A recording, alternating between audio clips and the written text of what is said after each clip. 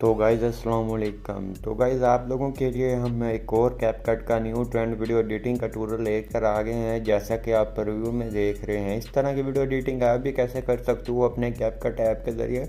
तो चलते हैं अपनी वीडियो की तरफ। तो सबसे पहले आपने कैपकट ऐप को डाउनलोड कर लेना है। डाउनलोड करने के बाद सिंपल आपको नीचे एक डिस्क्रिप्शन में लिंक मिलेगी, आपने वहाँ क्लिक करेंगे। क्लिक करने के बाद सिंपल आपको इस तरह का ये टेम्पलेट मिल जाता है। तो आपने इसको यूज़ कैसे करना है वो आपको मैं बता देता हूँ। तो सिंपल आपने यूज़ करने के लिए नीचे आपको यूज़ टेम्पलेट का ऑप्शन मिल रहा है, नीचे यहाँ क्लिक करेंगे। क्लिक करने के बाद अपनी गैलरी में चले जाना है। चले जाने के बाद सिंपल अपनी दो फ़ोटो को सिलेक्ट कर लेना है। कोई भी अपनी दो फ़ोटो को सिलेक्ट कर लें।